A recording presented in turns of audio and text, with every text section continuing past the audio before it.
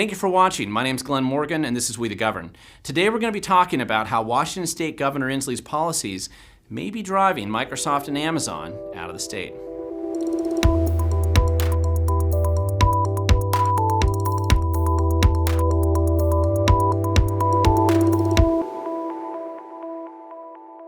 Okay, today we are going to be talking about Washington State, but generally the topics that we've been covering over the last series of months have oftentimes come back to lockdown policies and what are we doing as the lockdown hopefully is coming to an end. And this discussion today is really very similar to those because we're looking at Washington and stepping back and saying, okay, we've got this governor who's been in charge of a lockdown world for 14 months. Seattle has engulfed itself in riots and other problems, a big crime wave and all kinds of other issues, and the legislature's in session. And so the question is, will Governor Inslee's policies with the legislature in session with the Democrats in charge, and they've passed a lot of crazy bills and there's a lot of things happening, will these policies drive Amazon and Microsoft to move out of Washington State? Not that long ago, Boeing decided to move its headquarters out of Washington State, and this is despite the fact that they had well over 100 years of history here. And moving a company like Boeing is very difficult. They have huge facilities, massive manufacturing operations, and a huge network of vendors that also had large facilities and lots of people. I mean, really quite an infrastructure. And the theory that politicians had locally in Washington State, foolishly in Olympia, was that a company like Boeing would never leave. That no matter how abusive their policies were, no matter how high they jacked the taxes up, that a company like this would be around forever. Well, Boeing proved them wrong and is starting to move lots of operations into other states. And that's a lot of jobs, and that's a lot of tax revenue that the state of Washington misses out on. And it's more than Boeing. Again, it's all the support businesses that were around them. So when we look at something like Microsoft, which has also been in Washington, not as long as Boeing, but it's been there for decades now, you're talking about tens of thousands of people who have very high paid jobs here, and even more when you look at all the vendors and the family members and everybody else that this ecosystem of a business like Microsoft being located here in Redmond. This really generates a lot of tax revenue for the state, a lot of jobs, and a lot of good employment. Now, how hard is it for somebody like Microsoft to decide that they might want to go somewhere else? And even more significantly, the younger business of Amazon, which has been here for a couple decades now, they're located in downtown Seattle. They have also very high paid employees, especially the workers that are going to be around their headquarters, and they are another high-tech company. And both Microsoft and Amazon employ more people than Boeing does now, so the impact that these businesses have in the local community and the economy is pretty significant, more significant than Boeing. And yet, they have a business that's very high-tech, and with the recent COVID lockdown experience of remote workers and the ability to actually have these remote offices, it's sort of restoring and creating this idea that, you know, we could probably have our workers work somewhere else if they needed to. We don't need so many of these big businesses, these big high-rises. You know, a lot of changes are going on, and when there's change, these businesses are going to be looking at where do we want to expand next. And we've seen this with a documentary that I did recently where we were exposing some of the problems in downtown Seattle about Seattle's decay. You also look at some of the political leadership down in Seattle and their specific attack on Amazon.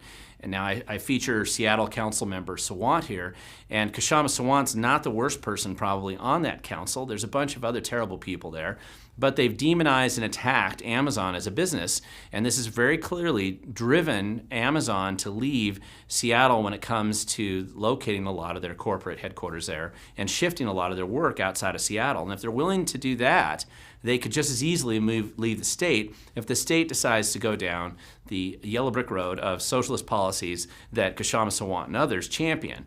And so it's not a theoretical exercise. And you look around the community, people are starting to come out of their COVID hibernation right now. They're happy to kind of get out of their masks. They're seeing that despite Inslee's effort to make the lockdowns last forever, it does appear that there is some kind of end result of this COVID on the horizon, and the lockdowns indeed will probably end even if Inslee doesn't want them to. People want to throw away their masks. Kids want to get back to school. It'd be nice to just get back to real life. Everybody's in that sort of mindset right now. But the question is, what about the policies that you're seeing somebody like Governor Inslee implement with the Democrat leadership in Olympia, and how will that impact Amazon and Microsoft? And the short story is it looks like it could have quite a significant impact, starting with the recent passage of the capital gains tax by both the House and the Senate in Olympia. I don't think Inslee signed it yet, at least not as of yet on this when we're doing this video right now. However, he will sign it because he's been a champion of this policy. Now, this isn't going to impose new taxes on Amazon or Microsoft that they care about. The reality is those businesses know how to shield their assets and shield their tax liability quite easily, but what it will impact are the employees who work there, who some of them are high paid, some of them have resources, some of them have built up assets, and it's going to be an impact for them. Not just for the employees who work there now, but it also affects their ability to recruit new people into the area. And again, not just Microsoft or Amazon, but all the vendors and sub-suppliers that they have that kind of feed on this ecosystem of having a big corporation like that in town. And capital gains tax, I mean, one of the things that benefit Washington isn't the weather. As beautiful and as lovely as it is, and I'm fifth generation Washingtonian, I love the weather here, but that's not going to be true for most people if you're trying to recruit outside talent. And if you have to add, one of the benefits has been there's no income tax in Washington state and there's no capital gains tax. With this capital gains tax, which is essentially an income tax, that's going to be a downside for attracting new talent to Washington and a downside for these corporations. The escalating crime that we've documented occurring in Seattle, but it's spreading throughout the communities of Washington state as a direct result of the policies endorsed and pushed by Governor Inslee, but also all the way trickling down to the local level in King County and the city of Seattle, prosecutors refusing to deal with crime, the defund the police movement, reducing the effectiveness of policing as well, and just this general sense of lawlessness that's been spreading with homeless junkie camps coming into the neighborhoods, and of course that's what adds to a collapsing quality of life. When you combine those two things, those are also impacts on retaining people who have the ability to work remotely. They don't have to live in Washington. They can go somewhere else. And some people just don't want to be victims of crime all the time. They don't want to live in a place where they don't feel safe or where they have to sweep the park for needles and hope their kids don't get poked by them, or even fight through homeless camps just to get their kids to school. This is the kind of thing that ends up increasing the cost of life and creating a lot of friction to living in the community. Now, the increasing cost of living here is also caused by a lot of government policies. The very specific policies related to growth and to planning and to all other kinds, traffic management, all other kinds of regulation that comes out of Olympia. And it bloats the bureaucracy, it creates opportunities for grant grifting games, but it doesn't improve the quality of life for people who live there. And these businesses do depend on the ability to recruit and retain people somewhat with this quality of life issue. And as that keeps getting worse, it's going to be creating more incentive for them, certainly not to open up new places, new offices in the area. The other thing that I think is underappreciated oftentimes is the declining school system and the impact that that has on high-tech and educated workers in keeping their families and their businesses in the community. The school system in Washington state isn't getting better, unfortunately. And I'm a former school board member where I live down in South Thurston County. I care about education. My wife's a teacher. And the metrics just demonstrate that there is not an improvement in education in Washington state today. And so when you have this declining school system and poor education, plus the COVID collapse and all these other problems that are occurring here, that again is another thing that oftentimes aspiring younger families, capable professional people are going to be looking at this bad school system, and they're going to say, what benefit do I have moving to Washington, or why don't I move to a place that has a good school system that's safer and less expensive, and I'll just work remotely. Now, this incompetent government tends to add up. It creates situations where delusional decision making made by people in Olympia or Seattle or King County is impacting how these businesses make their strategic plans. Now, the truth is, it's not like these businesses are Republican supporting operations. They aren't. The majority of their lobbying dollars go to Democrats, including Governor Inslee. But at this point in time, it looks like the Democrat Party in Washington state just takes these businesses for granted and views them simply as tax cows to milk as long as they can, which is kind of the way they view most of us in Washington state, which is unfortunate.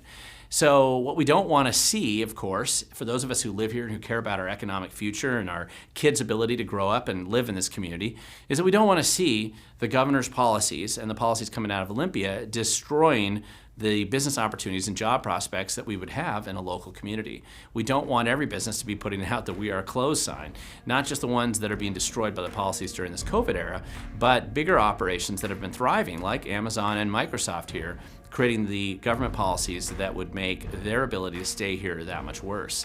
Because, of course, when you look at how government operates, if you think that this is bad, wait until you see all the other things that they're up to. There's probably a lot more that needs to be exposed.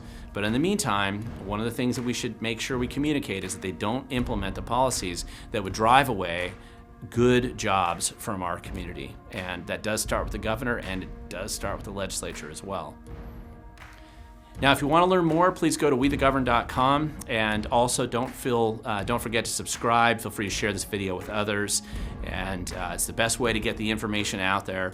And remember, the future belongs to those who show up.